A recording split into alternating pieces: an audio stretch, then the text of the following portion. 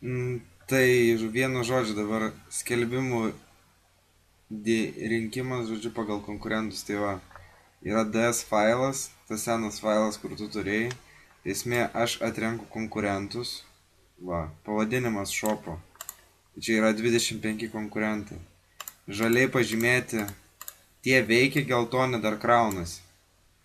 Esmė, jeigu peržiūri konkurentą, pažymi 3x, jeigu nerandi prekių, pas jos nėra pardavimų rašai. Ir aš vis pildoju, tu rinksi prekes. Tai dabar principas toks, naudojam Zik Analytics programą. Čia yra loginas. Tai įsijungiam tą programą. Jinai įsijungus atrodo taip. Einam Competitor Research.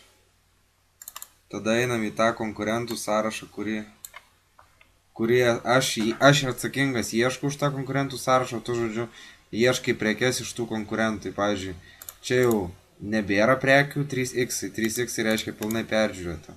Tai tu žiūri žalius, kurie yra žali. Tai pavyzdžiui, pirmas žalias yra tarkim Bit Electronics, pavyzdžiui, kopijuojam jo pavadinimą, einam į Zik Analytics, einam Competitor Research,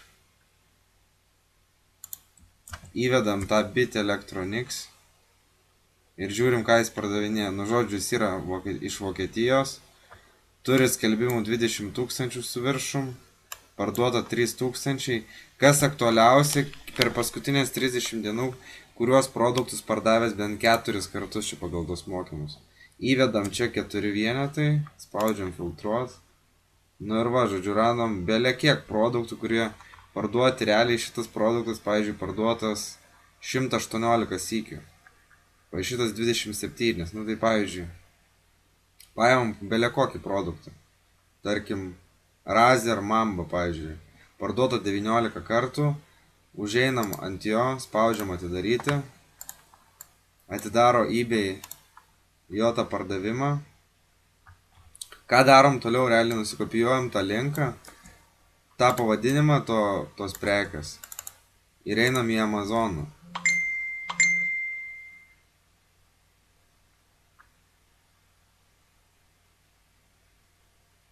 Amazon šituo atveju ir neranda, nes jis pardavinėja Amazon.com, gali jis, kad pardavinėja ne Vokietijos rinkoje.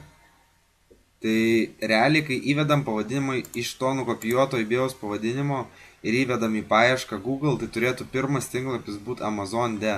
Čia realiai yra Amazon.com, tai greičiausiai jis pardavinėja tarptautiniai rinkoje. Tai šita pelė netinka ir ieškom kito produkto.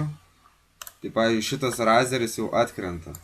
Galim pažiūrėti, tarkim, kitą, pavyzdžiui, produktą, kuris, pavyzdžiui, yra pavyzdys Razer Game, kažkoksai parduotas 13 kartų. Klaviatūra. Vėl nukopijuojam pavadinimą. Vedam tiesiog į Google paiešką. Vėl nieko nėra, jokios Amazon. Reiškia, gal net yra ne dropshipperis ir ne dropshippino, ima iš tiekėjų. Tai tada ką darom, einam tiesiog prie kito tiekėjo ir, pavyzdžiui, šitą peržiūrėtą jau netiko kelios prekės, tiesiog rašom XXX ir aš daugiau didėsiu konkurentų. Einam prie kito konkurento, kuris žaliai pažymėtas. Tai Zane for You. Vėl kopijuojam pavadinimą.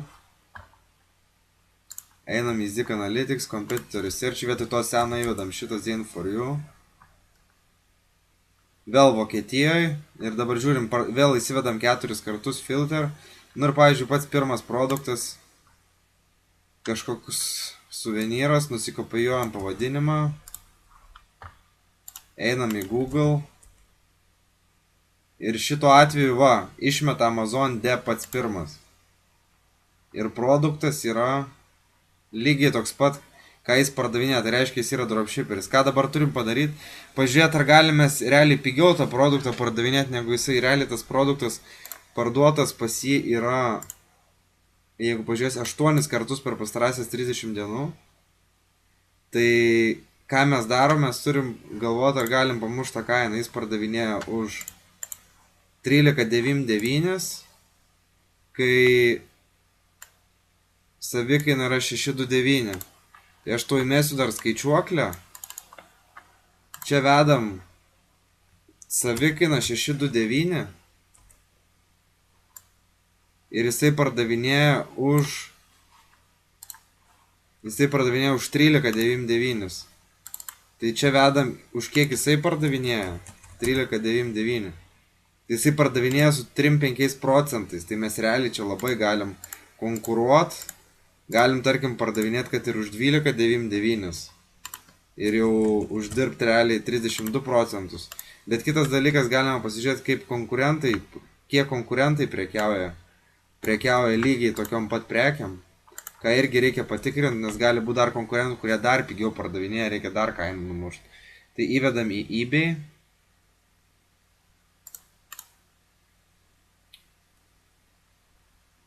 Ir tada žiūrim, kiek dar panašių yra dropshipperių, kurie panašiom kainom prekiauja. Tai realiai pasižiūrėjus, kaip ir nieko nėra. Tai realiai šitas produktas labai tinkamas. Tai mes galim pardavinėti, kad ir pavyzdžiui, jeigu čia yra kaina 13,99, tai mes galim pardavinėti už 11,99 ir uždirbti nuo jo 27 procentus po 3 eurus. Ką žiauriai, tai šito atveju šitas produktas tinka, kas svarbiausia pažiūrėti, kaip sakau, ar eina nukonkuruoti kainą, ar yra dar papildomų konkurentų eBay'ų ir parašyti maždaug už kokią kainą mes galim pardavinėti. Tai ką darom? Kopijuojam eBay'aus linką, grįžtam į tą failą, einam į 2.19, eBay'aus linką ir Amazono linką, kurį buvom atradę. Iš šitų failų aš kelsiu skelbimus, ateityje kels virtualūs asistentai ir nurodom kainą, čia kaip sakėm 11,99 orientacinė man kaina, aš dar viską pertikrinsiu, dar sykį peržiūrėsiu. Tai va pavyzdys, pavyzdžiui, aš buvau radęs eBay'ui žmogus pardavinėja po 16,99. Aš radau, kad galima paimti tą prekę už